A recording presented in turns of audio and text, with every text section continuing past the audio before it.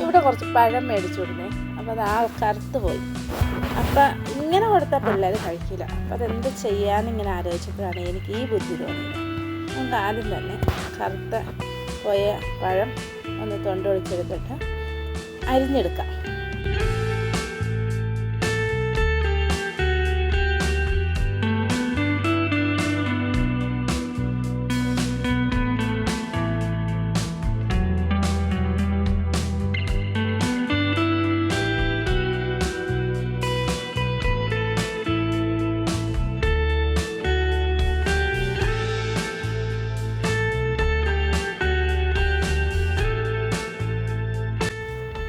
ഇത് നമുക്കൊരു മിക്സിയുടെ ജാറിലേക്ക് ഇട്ട് കൊടുക്കാം.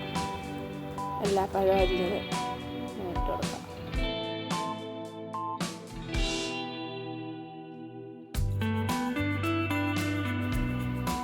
ഇനി ഇതിലേക്ക് നമുക്ക് 2 കോഴിമുട്ട പൊട്ടിച്ചൊഴിക്കാം.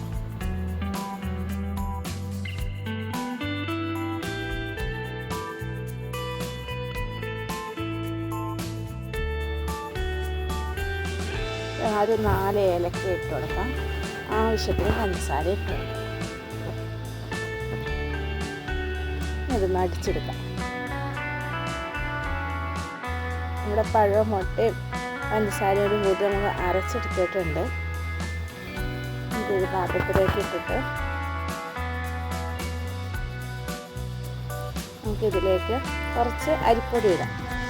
കുറേശ്ശെ ഇട്ടാൽ മതി, നോക്കിയിട്ട് ഇട്ട് അതിനേപ്പോൾ കുറച്ചാണ് ഇടുന്നുള്ളൂ. നമുക്കൊന്ന് ഇളക്കി നോക്കാം.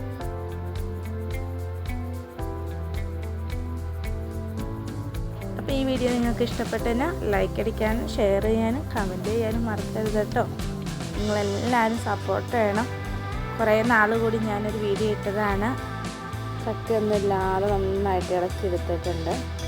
ഞാൻ ആ ക്ലാസ്സിന് ഒരു മുക്കാൽ ഗ്ലാസ് പൊടിയാണ് എടുത്തേക്കുന്നത്. ഇനി ഇതിലേക്ക് നമുക്ക് തേങ്ങ ചിരണ്ടിയതും കൂടി ഇട്ടുകൊടുക്കാം.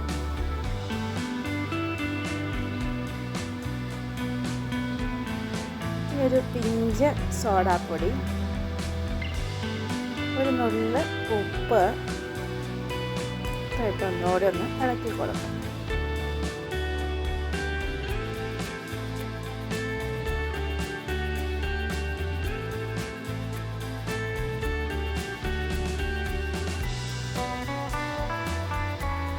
നമുക്കൊരു പാത്രത്തിലേക്ക് ഇച്ചിരി നെയ്യ് എടുത്ത് പുരട്ടി കൊടുക്കാം. എല്ലാ ഭാഗത്തേക്കൂടെ നെയ്യൊന്നാക്കി കൊടുക്കണം കേട്ടോ. ഒട്ടിപ്പിടിക്കാതിരിക്കാൻ വേണ്ടിയാണ്.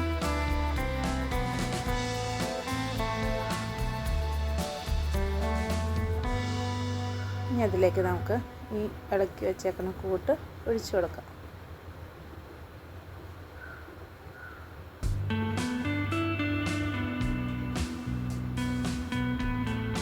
ശരിക്കും ഉണ്ടെന്ന് പരത്തി കൊടുക്കാം.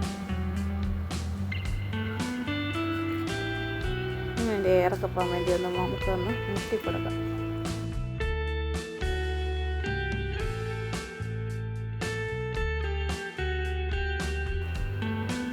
നമുക്കൊരു ഇഡ്ഡലി പാത്രത്തിലേക്ക് ഇറക്കി വയ്ക്കാം. ഒരു 15 മിനിറ്റ് ചെറുതീയിൽ വേവിച്ചെടുക്കണം.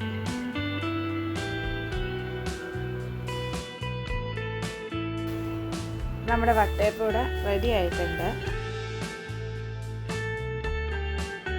ശരിക്കും വെന്തിട്ടുണ്ട്. തണുത്തുണ്ട്. നമുക്കൊരു പാത്രത്തിലേക്ക് മാറ്റാം.